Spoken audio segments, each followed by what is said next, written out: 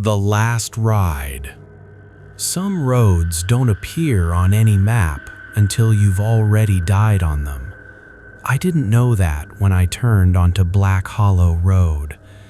The GPS simply drew a straight line into a suffocating void, and the cell signal died with a sharp static hiss. Now the air inside my sedan smells of ozone and copper, the scent of blood and storms. The heater is blasting, but I can see my breath pluming in the dark. I'm gripping the wheel until my knuckles turn white, because I know the terrible truth now. The car's suspension is sagging under a weight that shouldn't be there. I'm afraid to check the rearview mirror. I can hear them breathing behind me. Chapter 1. The Road People Forget. Fatigue is a dangerous co-pilot. It convinces you that shortcuts are a good idea, that the unknown is preferable to the monotony of the highway. It was just past 2 a.m. when the interstate began to blur into a ribbon of gray hypnosis. My eyelids felt like they were weighted with lead fishing sinkers. I needed to be home. I needed my bed. I didn't care how I got there, as long as the wheels stopped turning. That was my first mistake, trusting the machine. The GPS on my dashboard, usually a reliable glowing square of comfort, chimed with a reroute suggestion. It promised to shave 40 minutes off my arrival time. I didn't question it. I didn't check the map overview. I just saw the time saved and spun the wheel to the right, taking the exit ramp that dipped sharply into the valley below. The sign was old, the reflective paint peeling like dead skin, barely catching the sweep of my high beams. Black Hollow Road. Even the name should have been a warning. It sounded less like a thoroughfare and more like a grave. But I was tired, and the road was paved, so I pressed the accelerator. The transition was immediate and jarring. One moment, I was under the amber glow of highway streetlights. The next, I was plunged into a darkness so absolute it felt physical. The trees here were ancient, towering pines and oaks with gnarled branches that interlocked above the road, blocking out the moon, the stars, and the sky itself. It felt like driving down the throat of something immense. I glanced at the GPS screen. The familiar grid of local roads had vanished. The digital map displayed a vast, featureless gray void. No topography, no side streets, no landmarks.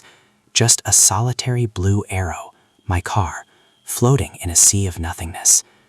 The projected path was a single, unwavering straight line cutting through the blank dark area. No name, no speed limit. Just a glitch, I muttered, my voice sounding too loud in the confined cabin. I reached for my phone to check Google Maps, seeking a second opinion.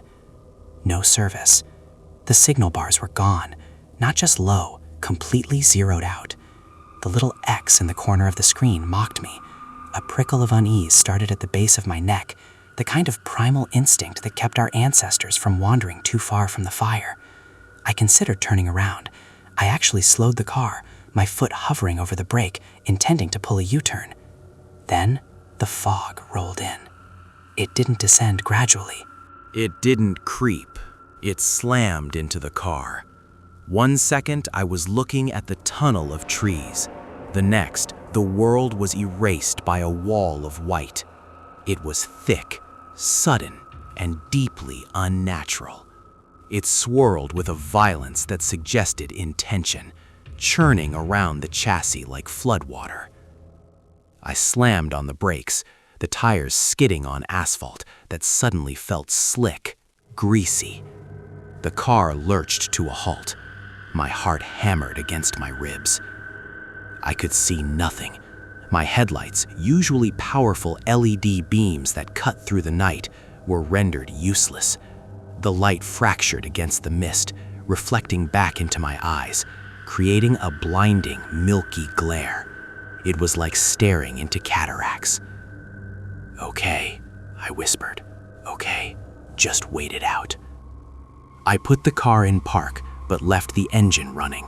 The idle hum of the motor was the only thing anchoring me to reality. Outside, the silence was deafening. No crickets, no wind in the trees, no distant hum of the highway I had left behind. Just the oppressive weight of the fog pressing against the metal skin of my vehicle.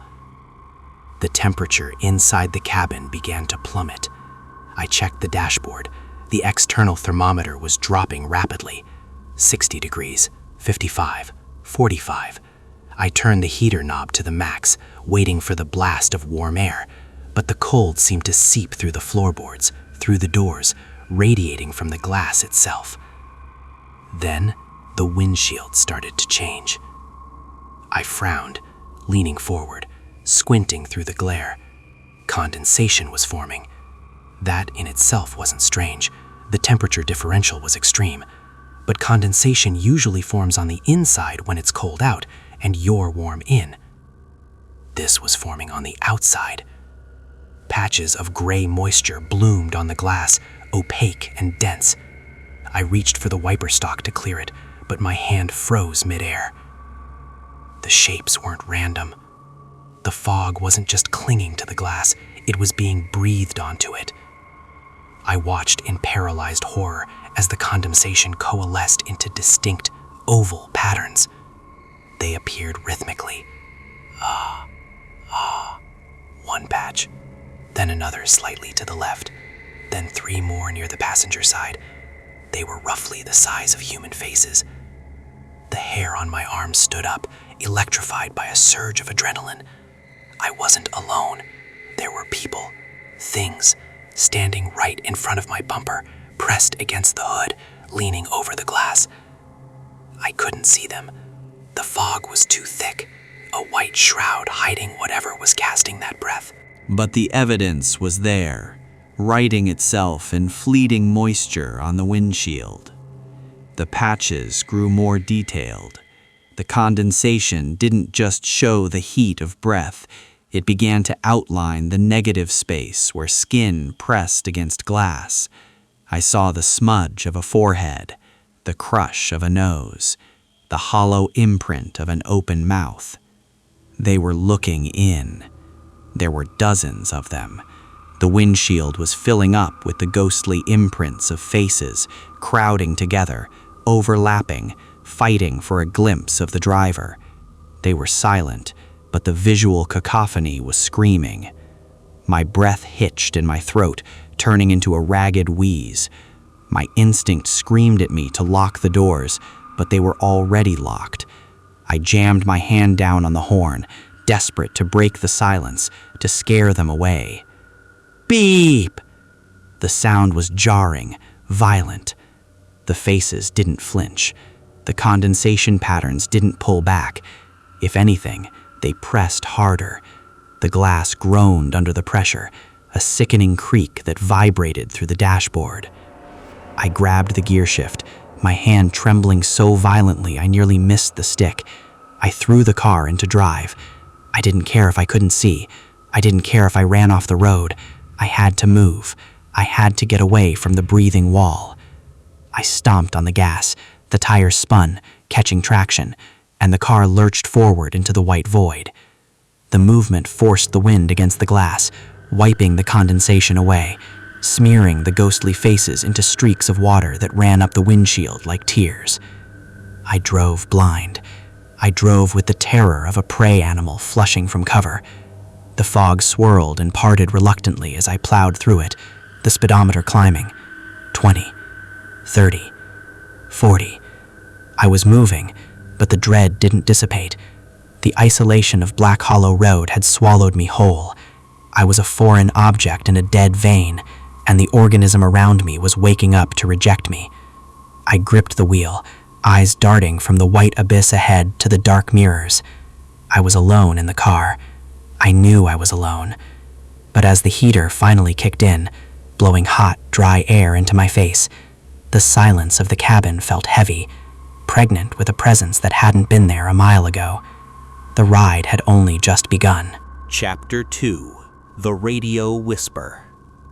The silence that followed my escape from the fog-choked bend was worse than the screaming I expected. I was doing 40 miles per hour through a white tunnel, my hands locked onto the steering wheel in a rigor mortis grip. The heater was roaring, blowing hot air that smelled of dust and burning plastic, trying to chase away the chill of those ghostly breaths on the windshield. But the silence, it was heavy. It had mass. It felt like the air pressure inside the cabin had doubled, pressing against my eardrums, muffling the hum of the engine and the hiss of the tires on the damp asphalt. I tried to rationalize it. Just atmospheric pressure, I told myself.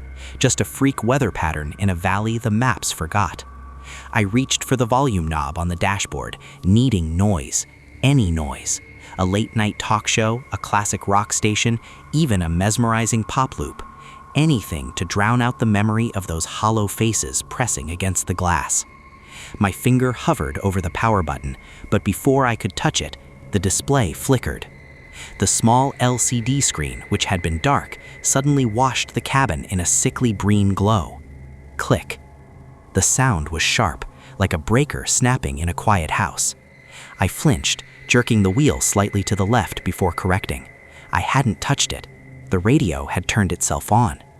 There was no music. There was no DJ hawking mattresses or insurance. There was only static.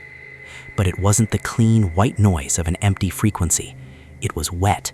It sounded thick and churning, like a shovel dragging through gravel and mud. It crackled with a rhythmic popping that sounded disturbingly like snapping tendons. "Piece of junk," I hissed, my voice trembling. I jabbed the power button. The green light stayed on. The static grew louder. I twisted the volume knob counterclockwise, spinning it aggressively to mute the noise. The digital bar on the screen went down to 0, then to mute. The sound didn't change. If anything, the static deepened, gaining a bass resonance that vibrated through the seat and into my spine. It wasn't coming from the speakers anymore. It felt like it was coming from the dashboard itself, from the vents, from the space beneath the floor mats. Then, the static receded. It didn't disappear. It just pulled back like a wave retreating from the shore to reveal something buried in the sand. A voice cut through the low-level hum. It was a woman's voice. It was soft, intimate, and terrified. It sounded like she was leaning right next to my ear, her lips brushing against my temple. "Don't stop the car!" I screamed. I actually screamed, a raw, guttural sound of pure shock. I slammed my hand against the dashboard, hitting the entire console with my fist. "Shut up! Shut off!" The radio display flickered violently, the green light strobing like a dying heartbeat. The voice came again, clearer this time, stripping away the static. It wasn't a recording. It lacked the tinny compression of a broadcast. It was present. "They're not all aboard yet." The words hung in the air, defying the physics of sound. They didn't echo. They just absorbed into the upholstery. "They're not all aboard yet." "Who?" I shouted at the empty passenger seat. "Who isn't aboard? What is this?" I grabbed the faceplate of the stereo system. It was an older aftermarket model, and yanked. I wanted to rip the thing out of the dash. My fingernails dug into the plastic, and with a violent tug, the faceplate popped off in my hand. The connection was severed. The screen went black. The silence should have returned. It didn't. The static persisted, emanating from the dark hole in the dashboard where the controls used to be. And then the whispering started again, looping, overlapping with itself. "Don't stop. Not all aboard. Don't stop." Panic, cold and sharp, pierced my chest. I looked at the speedometer. I was doing 50 now. The road was still a straight shot through the fog, a conveyor belt into nowhere. Then the cold hit me. It wasn't a gradual decline. It was an instant vacuum. The heat blasting from the vents turned icy in a split second. It wasn't just the outside air rushing in. It was a supernatural chill that bypassed the skin and went straight to the bone. The windows, which had been clear since I wiped away the fog, began to glaze over again. But this time, it was frost. Delicate, fern-like patterns of ice crystallized on the inside of the windshield, creeping in from the corners, narrowing my field of vision. I gasped, and a cloud of white vapor plumed from my mouth. It hung in the air, suspended, swirling sluggishly. I was shittering violently now, my teeth chattering so hard I thought they might crack. I turned the heater dial back and forth, praying for a mechanical response, but the air blowing against my knuckles was freezing. It felt like the breath of a meat locker. I looked at the passenger seat. A layer of frost was forming on the leather, sparkling in the dashboard lights. The car felt less like a vehicle and more like a tomb that had been sealed for centuries. "They're not all aboard yet," the voice whispered, sounding sadder now, resigned. "You have to pick them up." "I'm not picking anyone up," I yelled, my voice cracking as the cold constricted my throat. "I'm going home. I'm just going home." My breath clouded the rearview mirror. Through the mist, I saw my own eyes, wide, rimmed with red, frantic. But behind the fear, I saw the realization dawning. The car wasn't malfunctioning. The car was being repurposed. The steering wheel felt like a block of ice in my hands. My fingers were numb, losing sensation. I considered slamming on the brakes, abandoning the vehicle and running into the woods. But the memory of the faces in the fog stopped me. If I stopped the car, the things outside would get in. If I kept driving, the things inside would do what? Don't stop the car. It was a warning, or maybe it was an instruction. The static rose again, a crescendo of wet noise that sounded like rain hitting a coffin lid. The frost on the windshield thickened, leaving me only a small porthole of visibility directly in front of the steering wheel. I hunched forward, chest against the wheel, peering through the gap in the ice. The headlights cut a weak path through the swirling white mist. I was trapped in a freezer box, hurtling at 50 miles per hour through a void, guided by a dead woman's voice. And then, through the small circle of clear glass, I saw the white shape emerge from the fog ahead. The voice on the radio, the voice in the air, stopped abruptly. The static cut out. The silence returned, but it was sharper now, expectant. I wasn't alone in the car anymore. I could feel it. The passenger seat was empty, but the weight of the air had shifted. The atmosphere was charged with a terrible anticipation. I squinted through the frost. The shape in the road wasn't moving. It was waiting. Chapter 3: The Woman Without Eyes. The warning from the radio was still ringing in my ears. Don't stop the car, when the white shape materialized in the center of the lane. It didn't step out from the trees. It didn't walk into the beam of my headlights. It simply existed, where a microsecond before, there had been nothing but swirling gray fog. It was as if the mist itself had curdled, hardening into a solid form directly in my path. Reflex is a traitor. It bypasses the brain, bypasses the logic that screams keep driving, and goes straight to the muscles.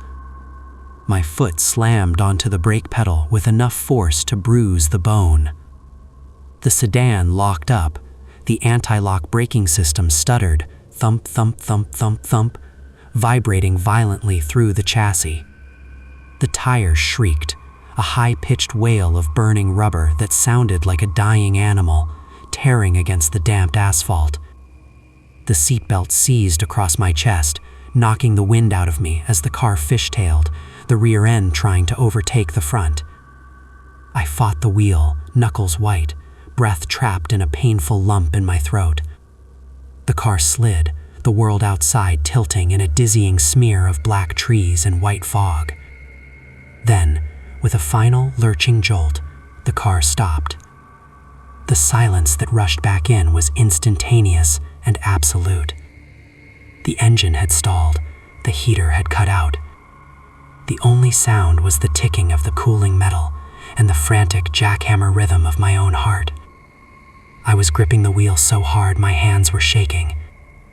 I squeezed my eyes shut for a second, just a second, praying that when I opened them, the road would be empty. I prayed it was a tear, a trick of the light, a hallucination brought on by fatigue and the toxic fumes of the heater. I opened my eyes.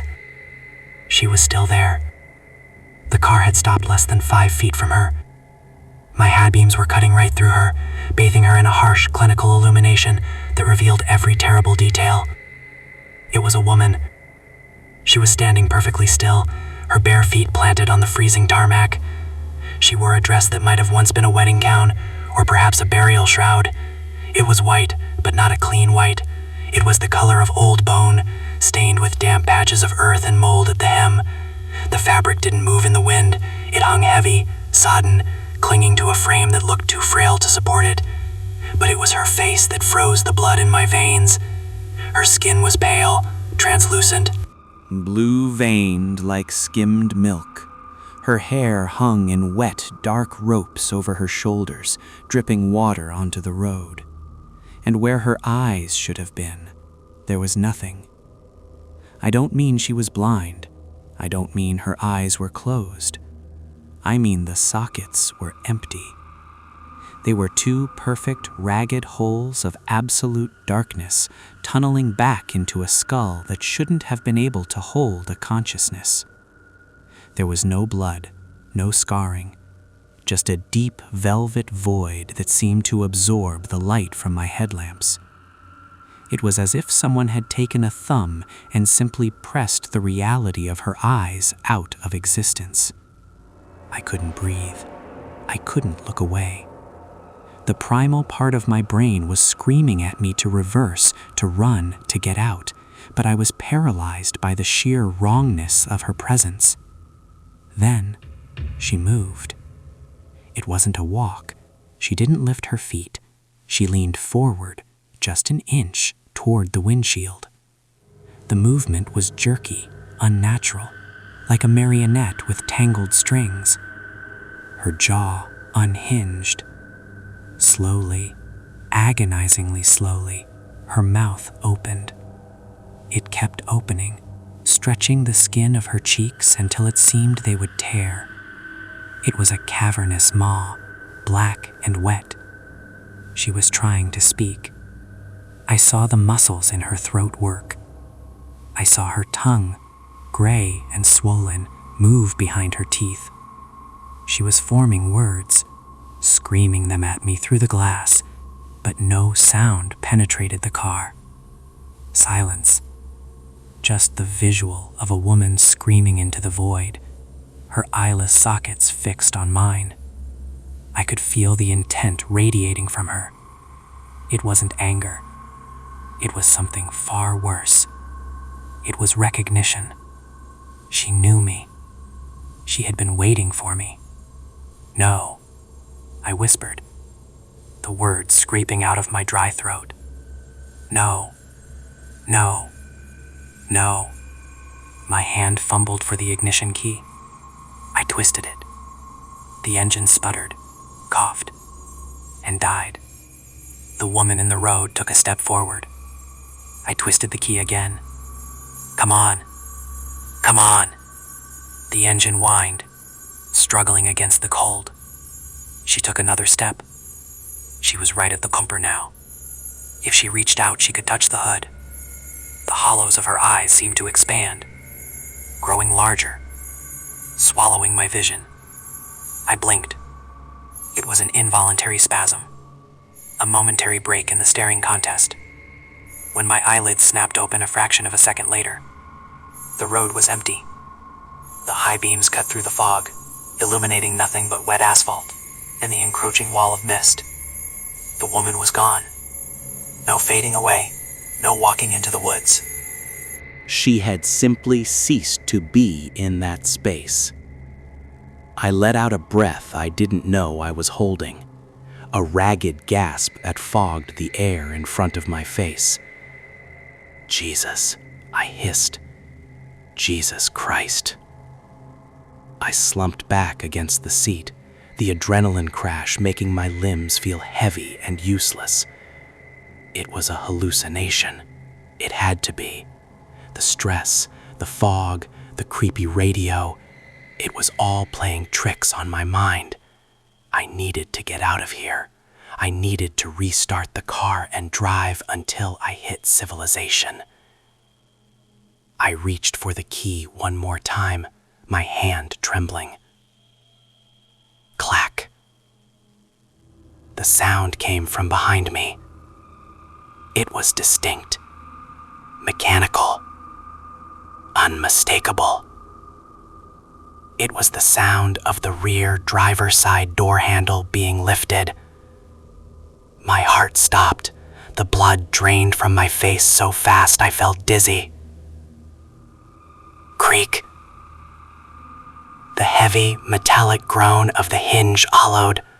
The sound of the door swinging open. A gust of freezing air, colder than the winter outside, rushed into the cabin. It smelled of wet earth, stale flowers, and formaldehyde. It swirled around the back of my neck, raising goose flesh on my arms. I stared at the dashboard, my eyes locked on the reflection in the windshield, but the angle was wrong. I couldn't see the back seat. I couldn't see the door. I sat frozen, hands hovering over the steering wheel, waiting for the sound of footsteps, for a voice, for a hand to grab my shoulder. Thud. The door slammed shut. The car shook slightly with the impact. The air pressure in the cabin spiked, popping my ears. I was no longer alone. I knew it with the certainty of a man who wakes up in the dark and senses a predator in the room. The space behind me, the back seat that had been empty a moment ago, was now occupied. The air inside the car changed. It became heavy, damp, and metallic. The silence that followed the slamming of the door wasn't empty anymore. It was the silence of a held breath. I didn't turn around. I couldn't. If I turned around and saw those empty sockets staring back at me from the back seat, I knew I would lose my mind. Instead, I stared straight ahead at the empty road, my hands gripping the wheel until my joints popped. The radio, which had been silent since the woman appeared, suddenly crackled to life again. The static was gone. The voice was clear, whispering right from the speakers behind my head, merging with the presence in the back seat. "One aboard," the woman whispered. I turned the key. The engine roared to life, screaming in the quiet night. I slammed the car into drive and floored it, the tires spinning on the ice before catching. The car surged forward, away from the spot where the woman had stood. But I wasn't leaving her behind. I could feel the weight in the back of the car. The suspension groaned as we hit a dip in the road. She wasn't on the road anymore. She was riding with me. Chapter 4. Something in the back seat. The car was moving again, but the physics of the drive had changed. I had the pedal pressed halfway to the floor, the engine whining in a high-pitched protest, yet the speedometer needle struggled to climb past 30. The sedan felt sluggish, dragging, as if the tires were suddenly churning through wet cement instead of asphalt, or as if the vehicle was carrying a load far heavier than a single driver and a half-empty tank of gas. The suspension groaned over every imperfection in the road. Creak, thud, creak. It was the sound of metal strained to its limit, the sound of springs compressed under a sudden, dead weight. I gripped the steering wheel until my knuckles ached, my eyes burning as I stared rigidly ahead. I didn't want to look at the dashboard. I didn't want to look at the side mirrors. And God help me, I didn't want to look in the rearview mirror. Because I knew. The logical part of my brain, the part that paid taxes and understood how combustion engines worked, was trying to scream that it was just the wind. A gust of wind caught the door, it whispered. The latch was faulty. It popped open. The wind slammed it shut. That's all. But the primal part of my brain, the lizard brain that knew when a predator was in the tall grass, wasn't listening. It was paralyzed by the sensory data flooding the cabin. The smell hit me first. It wasn't the smell of the forest or the exhaust. It was thick, cloying, and sweet. It smelled like lilies that had been left in a vase too long, the water turning brown and slime-choked. Beneath the floral rot, there was something sharper, a metallic tang that coated the back of my throat. It tasted like sucking on a penny. It tasted like blood. Then came the dampness. The heater was still blasting, the fan whirring at maximum capacity, but the air circulating through the vents had lost all its warmth. The atmosphere inside the car became heavy, wet, and suffocating. It felt like walking into a basement after a flood, or stepping into a mausoleum where the stone walls weep with condensation. My clothes felt suddenly clammy against my skin. The fabric of the seats seemed to seep moisture. I swallowed hard, the click of my throat loud in the silence. "Don't look," I told myself. "Just keep driving. Get to the end of the road." But the road had no end. The headlights just carved an infinite tunnel through the fog, revealing nothing but the next 10 feet of gray nothingness. The urge to look was a physical itch, a compulsion I couldn't fight. It started at the base of my neck, a prickling sensation that felt like static electricity. I could feel eyes on me. I could feel a gaze boring into the back of my skull, dissecting me, waiting for me to acknowledge it. My eyes flicked up, just for a second, just a glance. The rear view mirror was a rectangular slice of nightmare. The interior light was off, leaving the back seat in shadow, but the glow from the dashboard cast a faint, sickly green illumination into the rear of the cabin. I saw it. Resting on the top of the back seat, right in the center, was a hand. I gasped, the air hitching in my lungs, and the car swerved slightly. I corrected it instantly, terrified that if I crashed now, I would be trapped in here with it. I forced my eyes back to the road, but the image was burned into my retinas. It was a pale hand, not the pale of someone who stays indoors, but the translucent, waxy pallor of something that has no blood pumping through it. It looked like tallow or wet parchment. The fingers were impossibly long. They were slender, delicate, but wrong. The joints seemed too pronounced, the skin stretched too tight over the knuckles. They were splayed out on the upholstery, claiming the space, resting with a terrifying, possessive stillness. But it was the fingertips that my stomach churned. There were no nails. Where the fingernails should have been, there was only raw, abraded flesh. The tips were dark, ragged, and ruined. It looked as though they had been torn off, or worse, worn down, scraped away against something hard and unyielding. Scratched off, my mind supplied unhelpfully, clawing at a door that wouldn't open. I felt bile rise in my throat. I swallowed it down, tasting acid. "Who are you?" I whispered.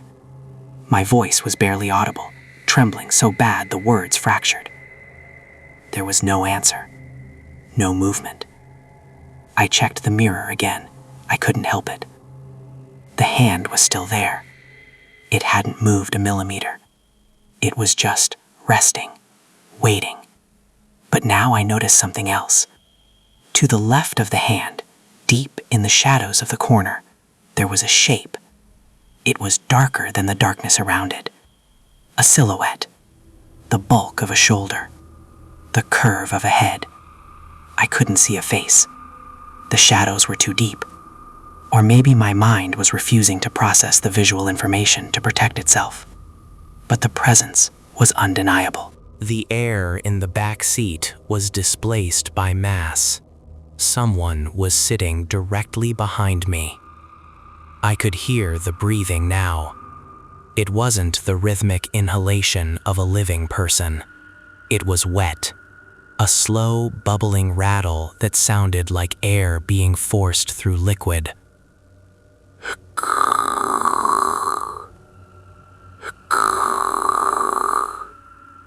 It was the sound of a lung that shouldn't be working. The hair on the back of my neck stood up, rigid. I could feel the cold radiating from behind the seat. It wasn't just ambient temperature, it was a focused chill, a directed beam of freezing energy hitting my spine. I gripped the steering wheel, my knuckles turning the color of bone. "What do you want?" I asked, louder this time. Desperation was creeping into my voice, cracking the veneer of control I was trying to maintain. "I'm just driving. I don't know you." Silence. Just the wet, rattling breath. Just the heavy, metallic smell of old blood. The hand on the seat didn't twitch. It was a statue's hand, a mannequin's hand, but it felt more alive than I did. It felt like an anchor, holding me to this road, to this moment. I wanted to turn around. The urge was overwhelming. I wanted to whip my head around and scream, to confront whatever was sitting in my backseat. I wanted to punch it, to shove it out the door, to prove that I was still the master of my own vehicle. But I didn't turn around. Deep down, I knew that if I turned my head, if I made eye contact with whatever owned that pale, ruined hand, the car would stop forever. I knew that looking back was an admission of guilt and acceptance of a contract I didn't remember signing. So I stared forward. I stared at the fog. I stared at the white lines on the road that seemed to be leading me deeper into the earth. My heart hammered against my ribs like a trapped bird. Thump, thump, thump. The radio static returned, a low-level buzz that seemed to vibrate the very air in the cabin. Then a sound came from the back seat. Not a voice, not a breath. It was the sound of fabric shifting, leather squeaking under shifting weight.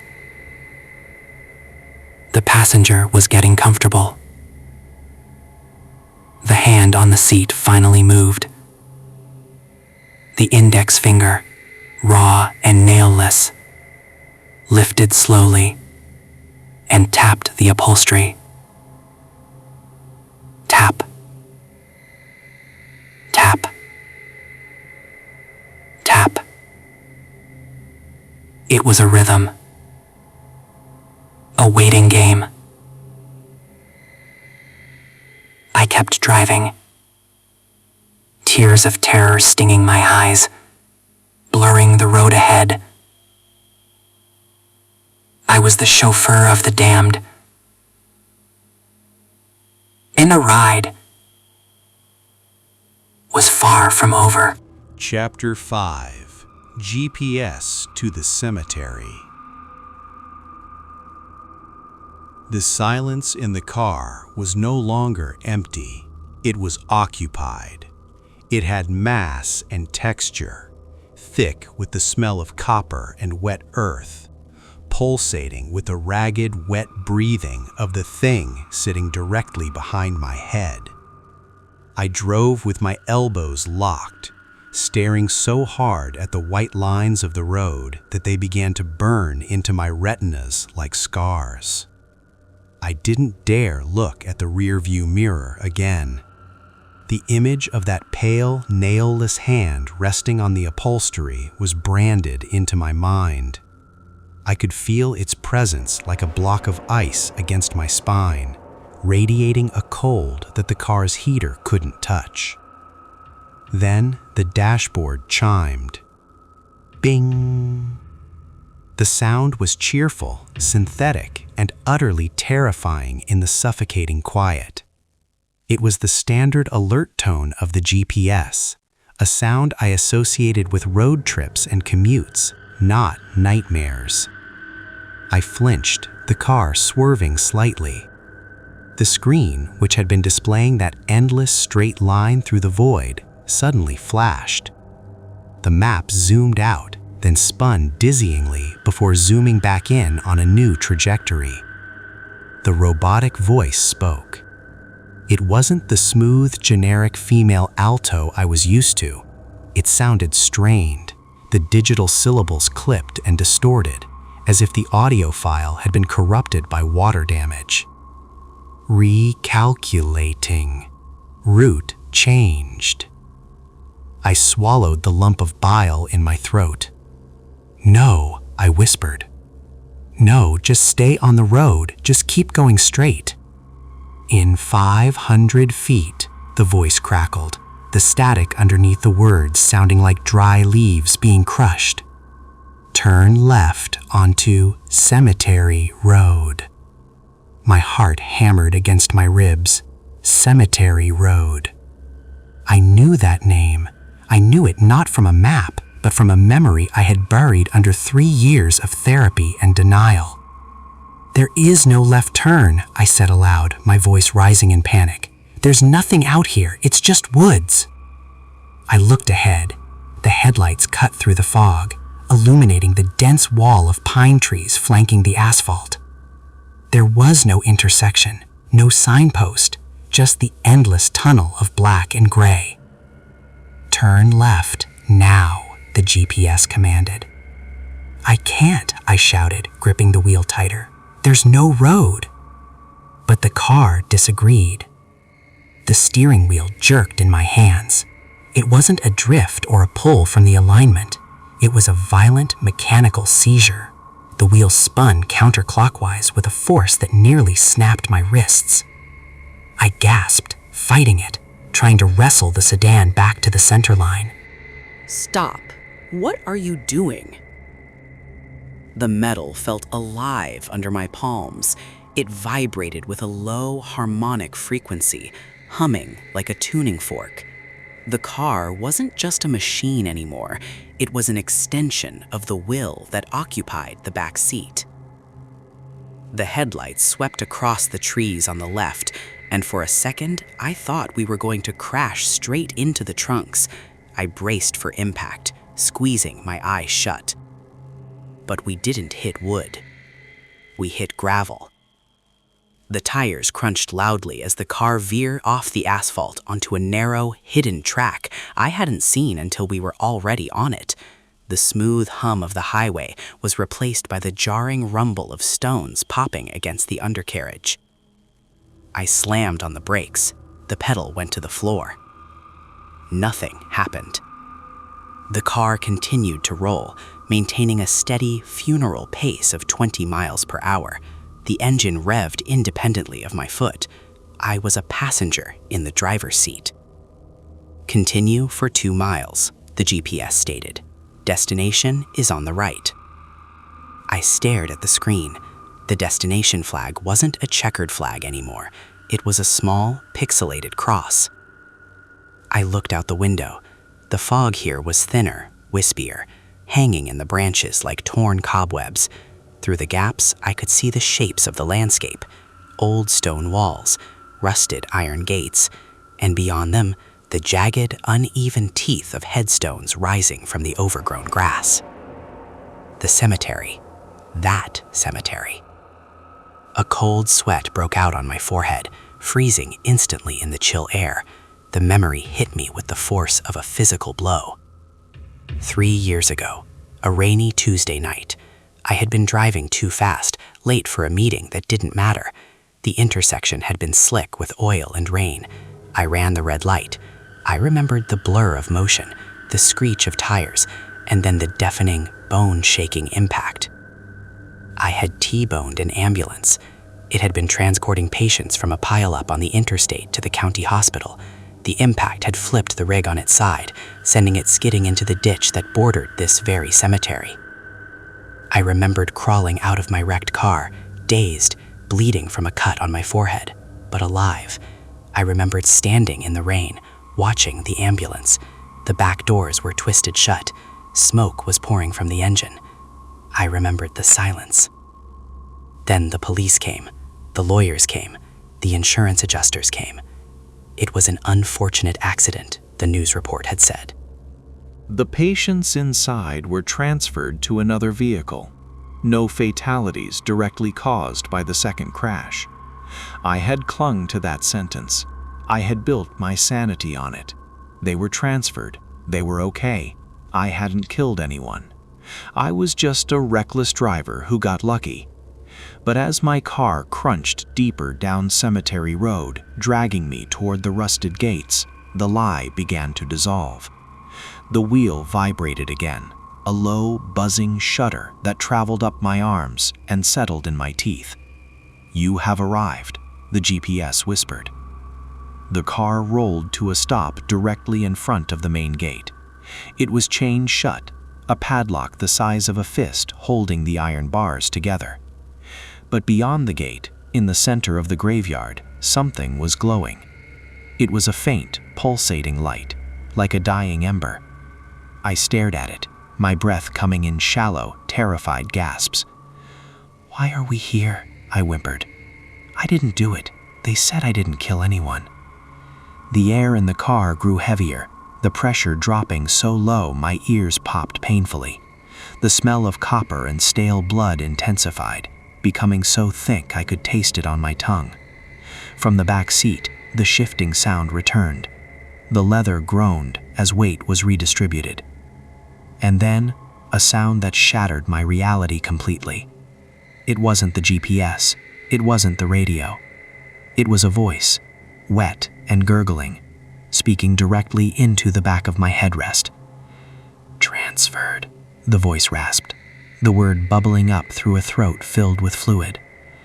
"We were transferred here." I froze, my eyes locked on the GPS screen. The text on the display changed. The map disappeared. In its place, green block letters spelled out a new message. Destination reached.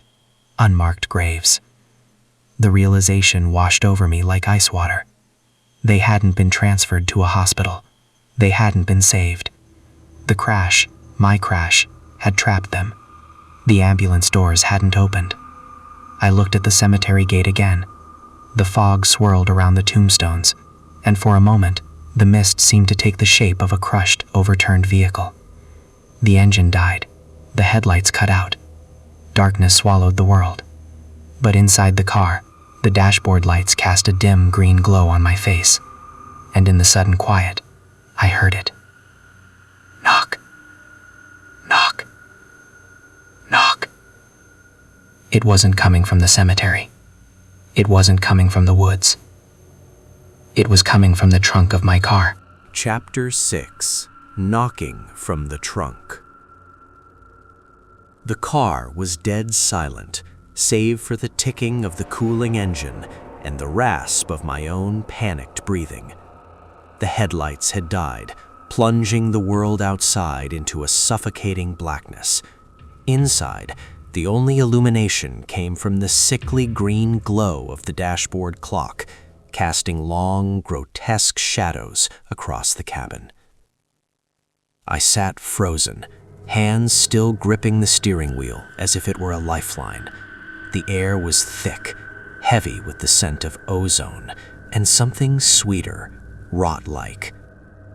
The presence in the back seat, the woman with the hollow eyes, was still there.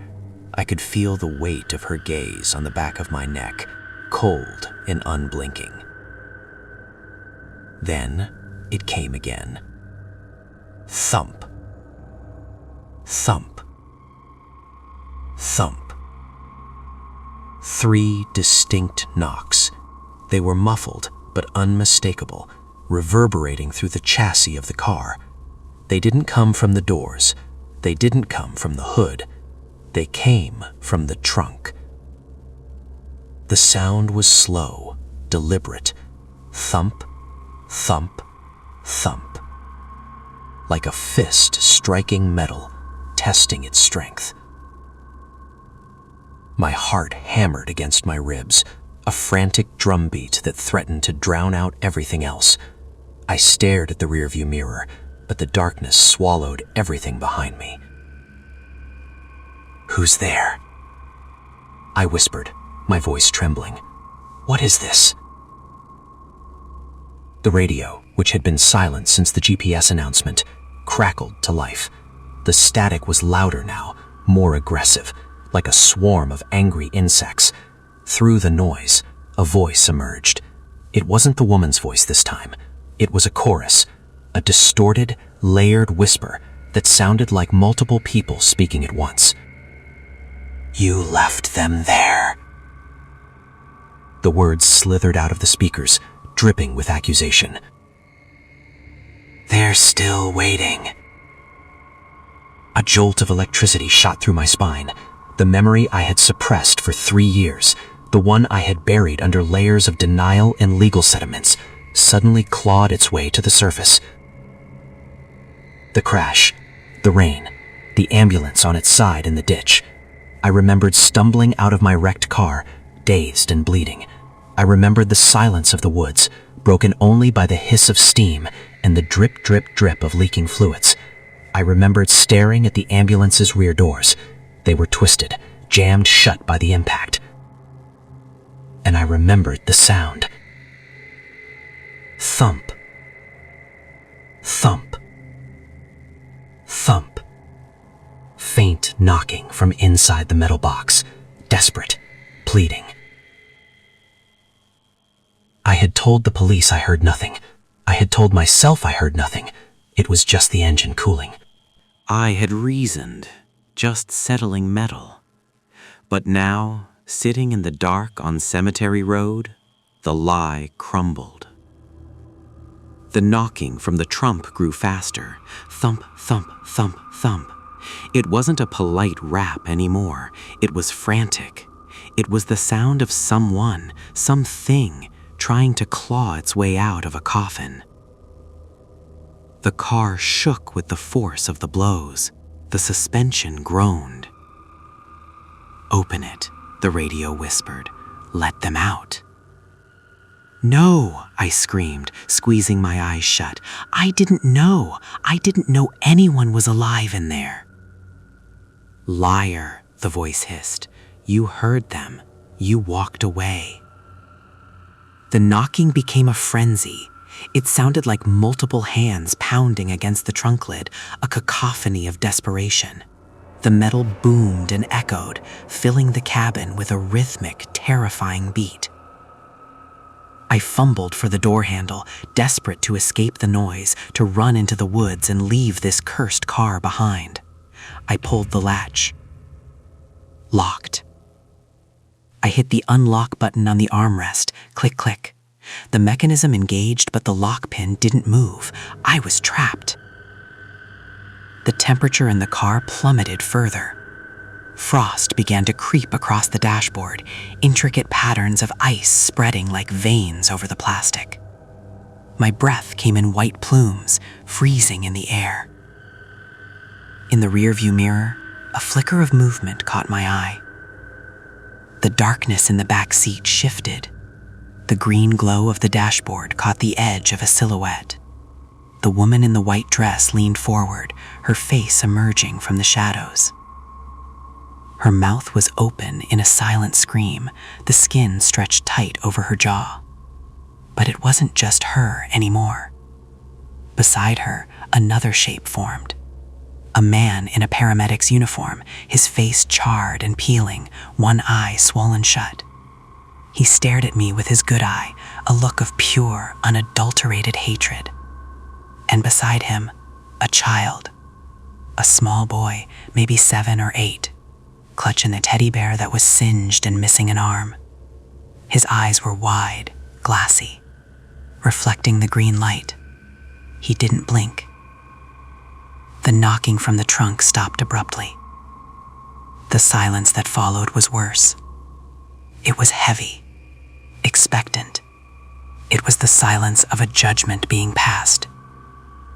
The radio static died down, leaving only a low, humming frequency that vibrated in my teeth.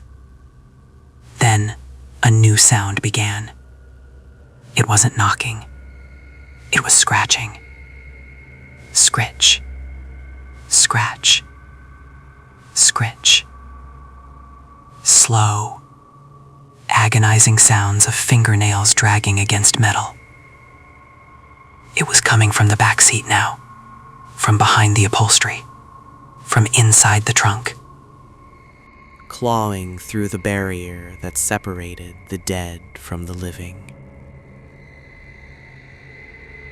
I watched in horror as the fabric of the rear seat began to bulge. Something was pushing against it from the other side. The leather stretched, groaning under the pressure. The outline of a hand, no, hands, pressed against the material. They were trying to turn into the cabin. "I'm sorry," I sobbed, tears streaming down my face, hot against my freezing skin. "I'm so sorry. I didn't mean to." The radio voice returned, softer this time, almost gentle. "Apologies are for the living," it whispered. "We are the passengers you forgot." The bulge in the seat grew larger. The seams began to tear, rip. The sound was loud, violent. Stuffing spilled out like entrails.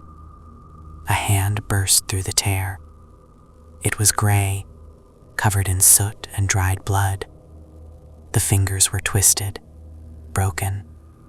It reached out, grasping blindly at the air, searching for something to hold on to. Then another hand, and another. They were reaching for me.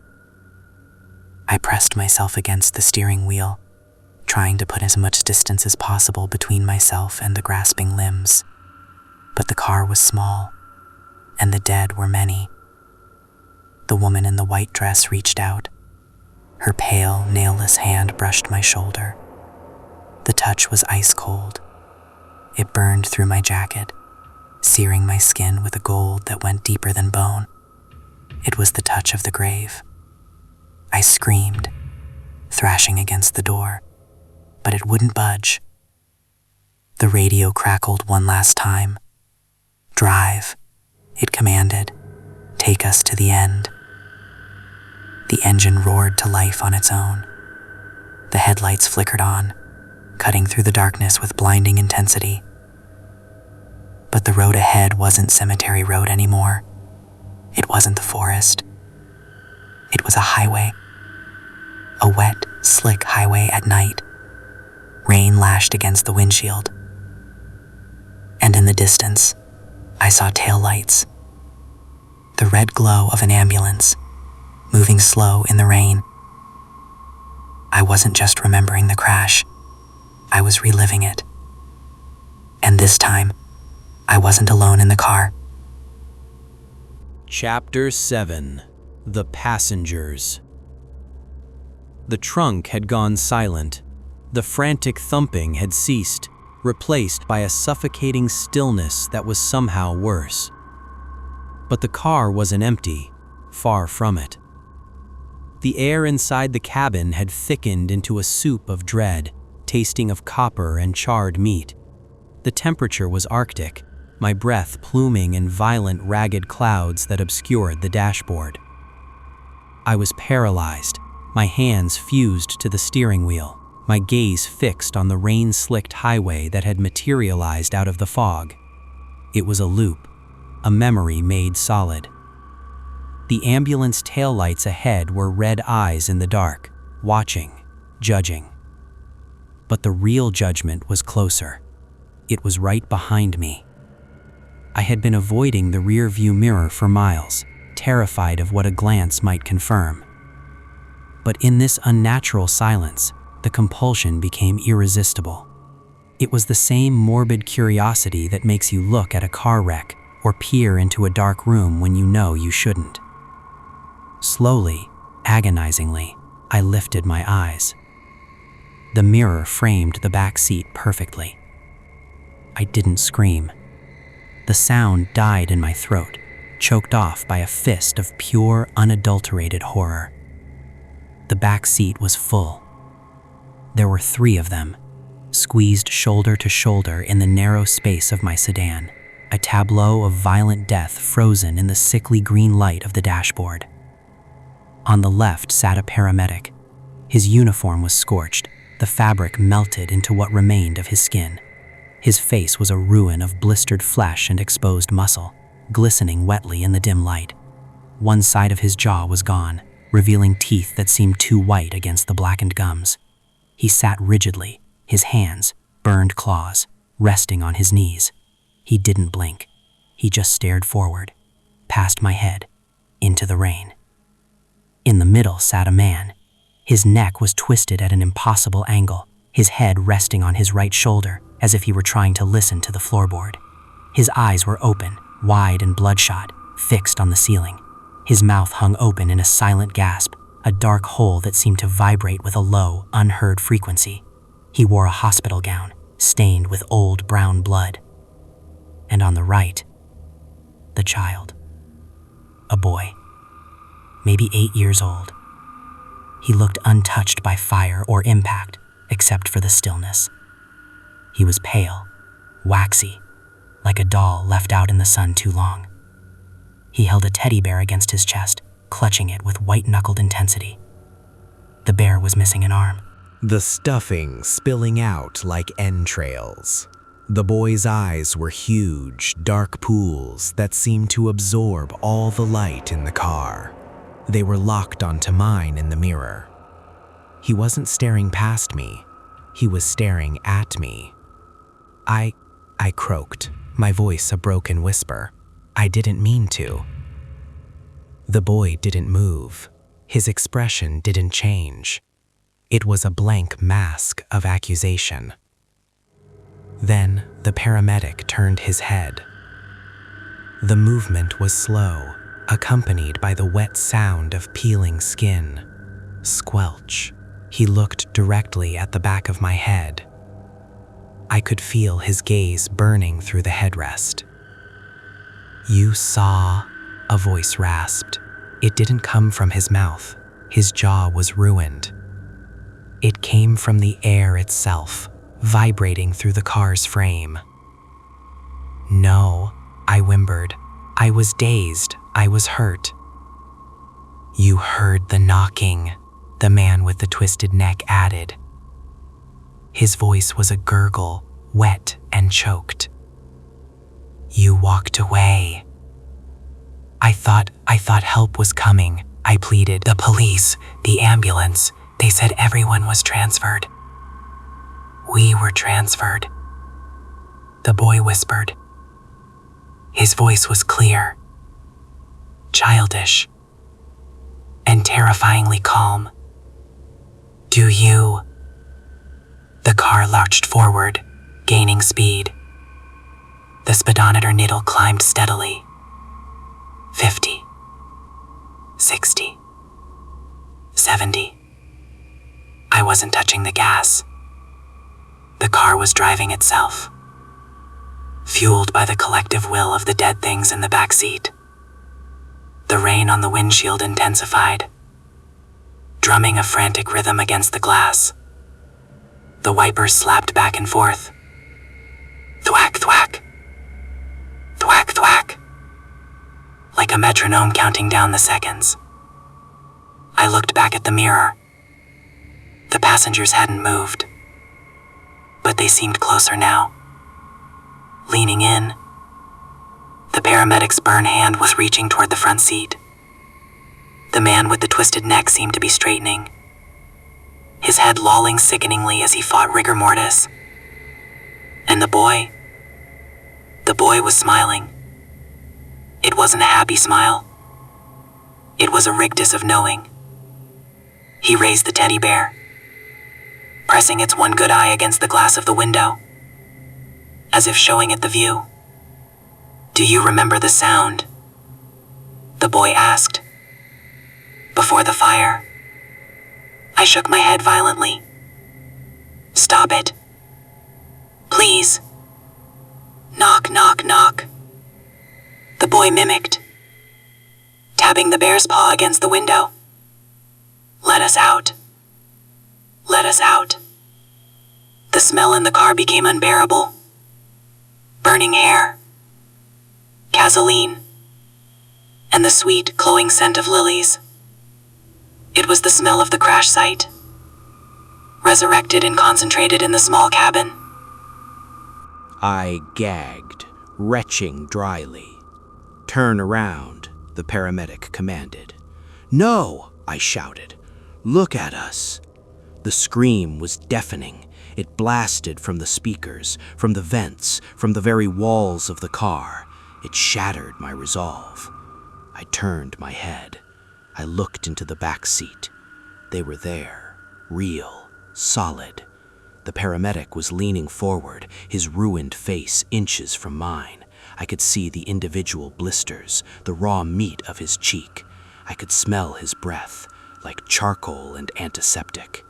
The man with the twisted neck was reaching for me, his fingers elongated and gray. And the boy was gone. In his place was a small, charred husk, still clutching the bear. I screamed, a primal sound of pure terror that ripped my throat raw. I scrambled back, pressing myself against the driver's door, trying to merge with the metal, trying to escape the nightmare sharing my car. But there was nowhere to go. The door was locked. The windows were up. I was trapped in a steel box hurtling down a memory lane paved with guilt. The paramedic reached out and touched my shoulder. His hand was searing hot. It burned through my jacket, through my shirt, branding my skin. "You're the driver," he hissed. "You have to finish the ride." I sobbed, closing my eyes, praying for a crash, for oblivion, for anything to end this. "Open your eyes," the boy's voice whispered from the empty seat beside me. I snapped my eyes open. The passenger seat was no longer empty. The boy was sitting there now. He was pristine again, unburned. He was staring at the road ahead, his small hands resting on his knees. He pointed a finger at the windshield. "Watch out," he said softly. I looked forward. Through the rain and the rhythmic slap of the wipers, headlights appeared. Not red taillights, white headlights. Coming straight at me. A car was speeding down the wrong side of the road, directly in my lane. He was moving fast, erratic, swerving slightly on the wet asphalt. I grabbed the wheel, instinct taking over. I tried to swerve, to honk, to do anything. But the wheel was locked. The horn was silent. The oncoming car grew larger, brighter, blinding me. And as it got closer, I saw the driver. I saw the face behind the wheel, illuminated by the flash of lightning. It was me. Chapter 8. The Crash Repeats. The world outside the windshield had dissolved into a violent blur of rain and shadow, but the headlights rushing toward me were painfully, blindingly clear. They weren't just beams of light, they were accusations. They grew larger with every heartbeat, consuming the darkness, consuming the road, consuming me. My hands were frozen on the wheel, locked in a rigor of pure panic. I screamed, but the sound was swallowed by the roar of the oncoming engine, a sound that was getting impossibly loud, shaking the very frame of my car. I slammed my foot onto the brake pedal. Nothing happened. The pedal hit the floor with a hollow thud, but the car didn't slow. If anything, it surged forward, the engine whining in a high-pitched crescendo, as if eager for the impact. The speedometer needle trembled past 80, vibrating against the plastic casing. "Watch," the boy in the passenger seat whispered. He wasn't scared. He was calm. He was watching the inevitable collision with the detached curiosity of a child observing an anthill. The oncoming car was close now, too close. I could see the details through the glare, the make, the model. It was a silver sedan. My sedan. The license plate was a blur, but I knew the numbers. I knew the dent on the front bumper from a parking lot mishap 2 years ago. I knew the crack in the windshield on the passenger side. And I saw the driver. He was illuminated by the flash of my own headlights, a strobe light horror show. His face was contorted in a scream of terror, eyes wide and bloodshot, mouth open in a silent howl. He was wearing my jacket. He had my haircut. It was me. But not the me sitting here now. It was a younger version, a version from 3 years ago, the version who had been late, reckless, and stupid, the version who had thought he could outrun time. And in the passenger seat of that car, it was empty.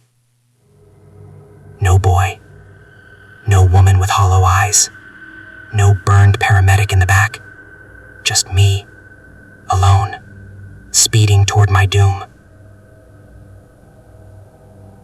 I braced for impact, squeezing my eyes shut, my muscles tensing for the crushing weight of metal and glass. Wham! The sound was deafening. It wasn't a crash. It wasn't an explosion. But I didn't feel pain. Instead of the crunch of steel and the shattering of bones, there was a sensation of passing through. Like driving through a waterfall. A sudden, intense pressure. A wash of cold. And then, silence. I opened my eyes. I was still driving. The road ahead was empty. The oncoming car was gone. The rain had stopped. The fog was back, thicker than ever, swirling around the car in lazy, hypnotic patterns. But something had changed. The car felt different. The smooth hum of the engine was gone, replaced by a ragged, grinding noise. The steering wheel was vibrating violently in my hands. The air smelled of gasoline and burnt rubber, stronger than before. I looked down at the dashboard. It was shattered. The plastic was cracked, the dials smashed. The GPS screen was a spiderweb of broken glass, dark and lifeless. The passenger seat beside me was ripped, the stuffing exposed. And I looked down at my hands. They were covered in blood. It was fresh, bright red, dripping from my fingertips onto my jeans. My left arm was bent at an unnatural angle, the bone pressing against the skin. I tried to move it, but there was no pain, just a dull, distant numbness. "No," I whispered. My voice sounded wet, gurgling. I touched my face. My forehead was wet and sticky. My fingers came away red. I looked in the rearview mirror. The glass was cracked, but I could still see. The passengers in the back were gone. The seat was empty, but the upholstery was stained dark, soaked through. I looked out the window. We weren't on the road anymore. We were in the ditch. The car was tilted at a steep angle, nose down in the mud.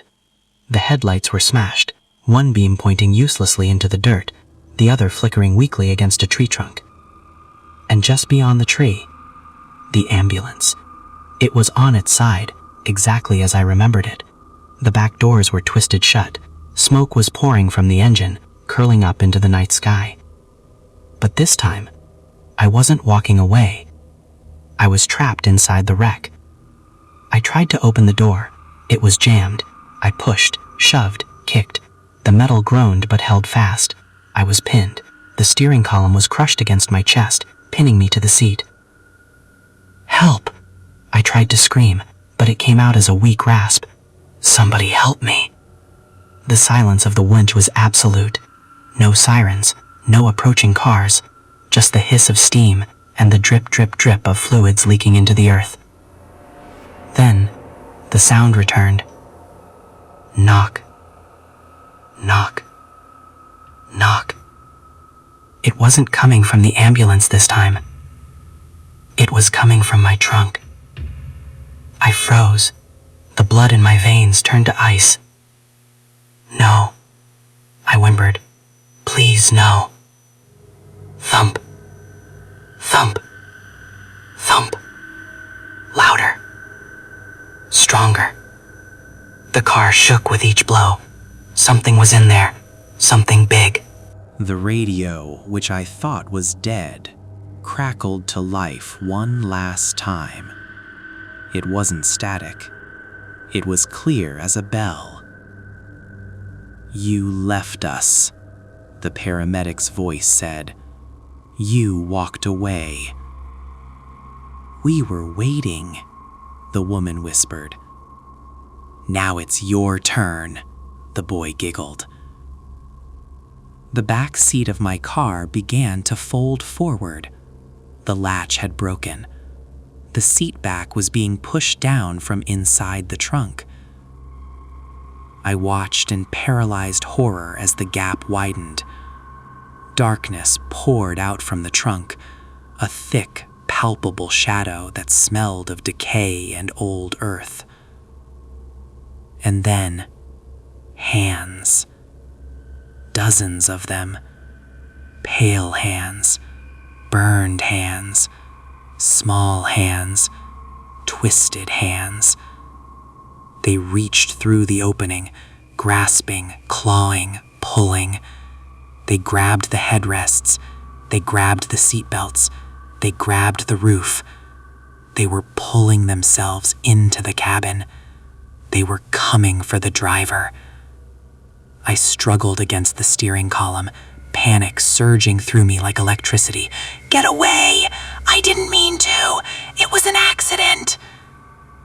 A hand, the paramedic's hand, skin peeling and raw, shot forward and grabbed my shoulder.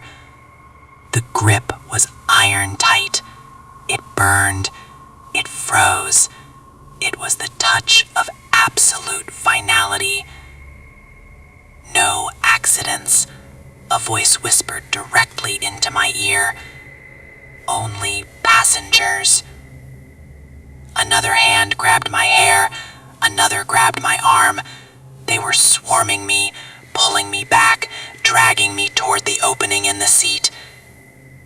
I screamed, a long, tearing sound that echoed through the woods. But there was no one to hear it. The woods were empty. The road was empty. Just a wrecked car in a ditch, and an overturned ambulance beside it. And inside the car, the struggle was ending. The hands pulled harder. The seat gave way. I was being dragged backward, out of the driver's seat, into the darkness of the trunk, into the space where the knocking came from, into the place where they had been waiting for 3 years. As my head was pulled through the opening, I caught one last glimpse of the windshield. Through the shattered glass, I saw the moon break through the clouds. It illuminated the road above. And on the road, a car was driving by. It was a silver sedan. The driver looked tired. He was staring straight ahead, ignoring the wreck in the ditch. He drove right past. He didn't stop. He was just driving. Just like I had.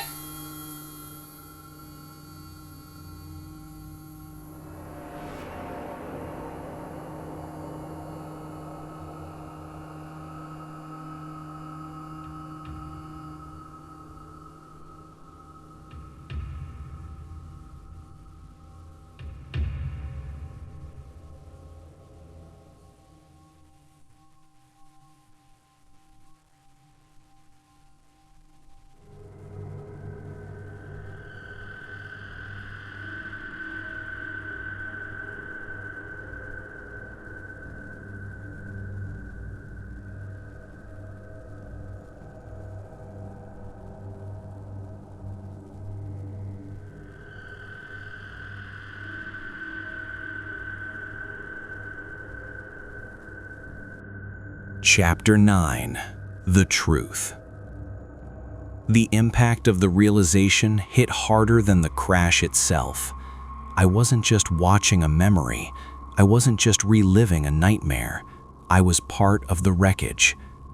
I stared through the shattered windshield of the silver sedan, my body twisted and pinned against the steering column. Blood, dark, sticky, and undeniably real, pooled in my lap. The pain was distant, muted by a blanket of shock, but the cold was absolute. It wasn't the winter air seeping through the broken glass. It was the chill of a grave that had been waiting for 3 years. I looked at my hands. They were translucent, flickering in and out of existence like a bad signal. Through the skin of my knuckles, I could see the leather of the steering wheel. "No," I whispered, the word bubbling up through a throat filled with fluid. I walked away. I survived. The news said I survived. But the news had lied. Or maybe I had lied to myself so effectively that reality had bent to accommodate my denial. The radio in the wrecked dashboard crackled one last time. The static was gone. The voice was clear, stripped of all distortion. It was my own voice. "You never left Black Hollow Road." The truth washed over me like a tidal wave of ice water. 3 years ago. The rain, the speed, the impact. I hadn't crawled out of the wreckage. I hadn't stood by the side of the road while the ambulance burned. I had died on impact. My body had been crushed instantly, my heart stopping before the first flame licked the metal of the ambulance. But something in me had refused to let go. Guilt, fear, a desperate clawing need to fix what I had broken. So I had created a ghost road, a loop, a purgatory paved with asphalt and lined with trees that never changed. For 3 years, I had been driving this stretch of highway, convincing myself I was commuting, traveling, living. Every night I got in the car, every night I drove, every night I forgot. But the passengers remembered. The ambulance I had hit, the victims inside. They were trapped in my loop, bound to me by the violence of our deaths. They couldn't move on because I wouldn't let them. I wouldn't acknowledge them. I had locked them in the trunk of my denial, buried them under layers of false memories. "I'm sorry," I sobbed, the tears burning my spectral cheeks. I didn't know. I swear I didn't know. The passengers in the back seat, the burned paramedic, the man with the twisted neck, the silent boy, didn't offer forgiveness. They didn't offer condemnation. They simply watched. Their presence was a weight that anchored me to this spot, to this moment of eternal recurrence. The boy in the passenger seat, the one clutching the teddy bear, leaned forward. His eyes were dark pools of infinite sadness. "We can't leave," he whispered. "Not until you stop driving." Stop driving. The words echoed in the silent cabin. It sounded so simple. Just turn off the engine. Just step out of the car. Just let go. But how do you stop driving when you are the car? When your entire existence is defined by the motion, by the road, by the desperate flight from the truth? I looked out the window. The fog was lifting. The moon shone down on the scene with a cruel clarity. I saw the ambulance, a blackened skeleton of metal. I saw my car, crumpled like a tin can, and I saw the bodies. My body. It was slumped over the wheel, unrecognizable, a broken doll discarded in the mud. And the others, they weren't in the ambulance. They were standing around my car. The real ghosts, the spirits of the people I had killed. They stood in a circle, watching me, not with anger, but with a terrible patience. They were waiting for me to join them, waiting for me to accept that the ride was over. But the part of me that was still driving, the part of me that was sitting in this spectral driver's seat, rebelled. "I can't," I whispered. "I'm not ready." The paramedic in the back seat leaned forward. His ruined face was inches from my ear. "You don't have a choice," he rasped. "The tank is empty." I looked at the fuel gauge. The needle was buried past E. The red light was glowing steadily, an unblinking eye of warning. The engine sputtered. It coughed once, twice, a dying mechanical rattle. Then, silence. The car stopped. Not just the movement, the vibration, the hum. The very essence of the machine ceased to be. The headlights flickered and died. The dashboard went dark. I was sitting in a cold, dead piece of metal in the middle of a dark forest. And I was alone. The passengers were gone. The boy, the woman, the man, they had vanished. But they hadn't left. I could feel them. They were outside. They were standing in the road. I looked through the windshield. They were lined up, a silent blockade. The woman in the white dress, the paramedic, the man with the twisted neck, the boy with the bear, and behind them, others, dozens of them, people I didn't recognize. People with hollow eyes and wet clothes, people with burns and broken limbs, the passengers of Black Hollow Road, the lost souls who had died on this stretch of asphalt, trapped by the gravity of my denial. They were all waiting for me. The woman in the white dress stepped forward. She raised a hand, pale, nailless, and pointed at me. "Open the door," she whispered. Her voice carried through the glass, through the metal, through my very soul. I reached for the handle. My hand trembled. I knew what would happen if I opened it. I knew that stepping out meant accepting the end. It meant facing the judgment of the dead. But staying inside meant driving forever. It meant reliving the crash, the screams, the fire, over and over again for eternity. I looked at the lock. It was disengaged. I took a deep breath, or the memory of a breath, and pulled the handle. Click. The door swung open. The night air rushed in. It wasn't cold anymore. It was still, silent. I swung my legs out. My feet touched the asphalt. It felt solid, real. I stood up. My body didn't hurt. The blood was gone. The broken arm was whole. I looked back at the car. It was empty. The driver's seat was vacant. No blood. No body. Just an old, wrecked sedan rusting in a ditch. I turned to face the crowd. They were closer now. The circle was closing in. The boy walked up to me. He held out the teddy bear. "It's time," he said. I looked at the bear. It was missing an eye, just like the woman, just like the car. I took it. The moment I touched the plush fur, the world shifted. The forest faded. The road dissolved. The darkness softened into a gray mist. I wasn't a driver anymore. I was a passenger. And the ride, the long, terrified ride through the dark, was finally over. Or so I thought. As the mist swallowed me, I heard a sound. A distant rumble. An engine starting. Headlights cut through the gray.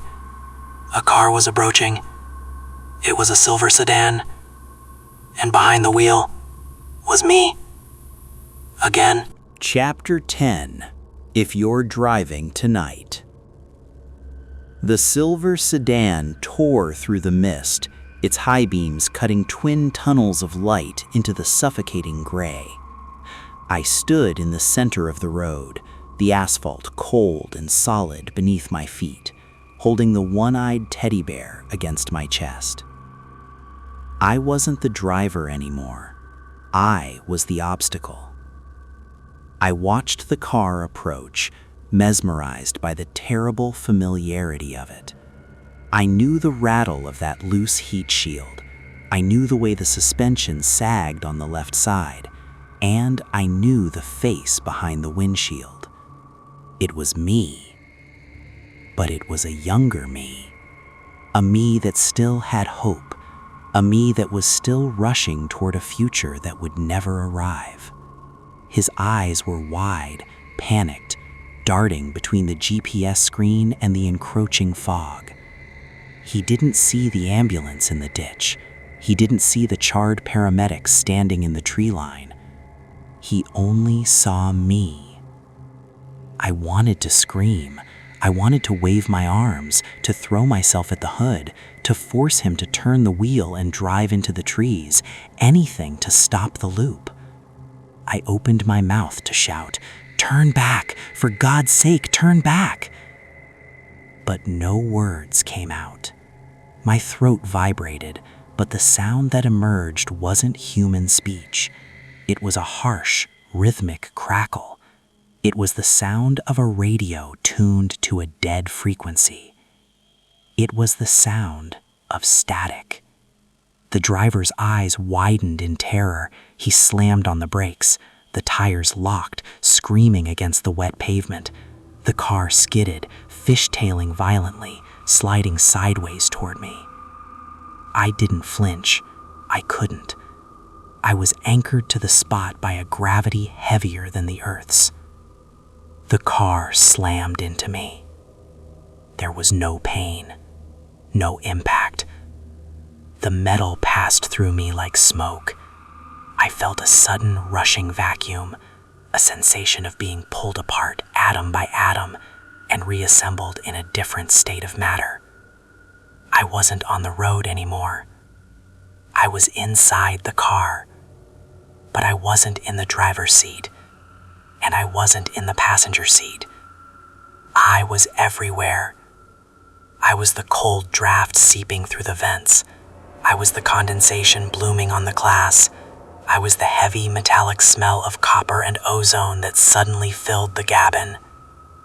I looked at the driver, my younger self. He was hyperventilating, gripping the wheel, staring at the empty road where I had just been standing. "Where did he go?" he whispered, his voice trembling. I hit him. I swear I hit him. I tried to answer him. I tried to say, "I'm right here." But again, the only medium I had was the machine. The radio display flickered. The green light washed over the cabin. The volume knob turned by itself, spinning to the max. "Don't stop the car." The voice wasn't the woman's anymore. It was mine. It was a distorted, rasping version of my own voice, filtered through layers of electronic decay. The driver screamed and smashed his fist against the console, trying to kill the sound. "Shut up, shut up." I felt a surge of pity, but beneath it, something darker, a hunger, a need. I looked into the rearview mirror. The back seat was empty. Empty. The realization hit me with the force of a collision. The loop hadn't reset. It had evolved. The ambulance victims, the woman, the man, the boy, they had moved on. They had passed the burden to me. The back seat was empty because it was waiting to be filled. I wasn't the victim of the haunting. I wasn't just a ghost reliving a crash. I was the driver. I was the ferryman of Black Hollow Road. My purpose wasn't to escape. It was to collect. The car began to move again. The younger me was crying now, driving blindly through the fog, terrified of the silence I had allowed to fall. He thought he was alone. He reached for the GPS. I felt a ripple of power. I was the GPS. I felt the circuitry, the code, the satellite signal dying in the atmosphere above. I changed the route. "Turn left," I commanded through the speakers. Cemetery Road. He fought it. He argued. But I grabbed the wheel, not with hands, but with the sheer force of my will. I felt the steering column twist. I felt the tires bite into the gravel. We were going to the cemetery. We were going to the crash site, because there were others waiting there. Not the ones I had killed. They were free now. But there were others. Hikers lost in the woods. Drifters who had frozen to death in the snow. The lonely, the forgotten, the unburied. They were waiting by the roadside. They were waiting for a ride. And I had to pick them up. I settled into the upholstery, merging with the leather and the steel. I watched the back of my own head, knowing exactly how this night would end. He would crash. He would die. And then he would join me. He would become part of the car, another layer of the haunting, another voice in the static. But until then, there is you. Yes, you, the one listening to this. I know where you are. I can feel the vibration of your engine through the floorboards of reality. I can see the stretch of road ahead of you, dark and lonely. You think this is just a story? You think you're safe inside your metal box, protected by airbags and seatbelts. Look at your dashboard. Is the light a little greener than it should be? Is the air from your vents a little colder than the setting on the dial? I am not just on Black Hollow Road anymore. I am on every road where the streetlights don't reach. I am the glitch in your GPS. I am the shadow in your peripheral vision. So listen closely. If you're driving tonight, if you are gripping the wheel at 2 a.m., fighting the heaviness in your eyelids, and your radio turns to static, if the music cuts out and you hear a sound like wet gravel, like breathing, like a voice trying to break through the white noise, don't turn it off. It won't work anyway. I'm already in the system. If your windshield fogs from the outside, if you see the imprint of a hand or a face pressing against the glass where the wind should be wiping it clean, don't wipe it. You don't want to see what's standing on your hood. If you see someone with no eyes on the road, if you see a figure in the distance standing perfectly still, watching you with hollow sockets, don't stop. For the love of God, don't hit the brakes. Drive through them. Drive through the fog. Drive until you run out of gas. Because I might be behind you.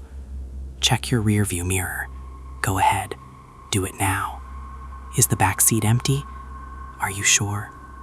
Look closer at the shadows in the corner. Look at the way the upholstery is depressed, just slightly, as if under the weight of a passenger who isn't breathing.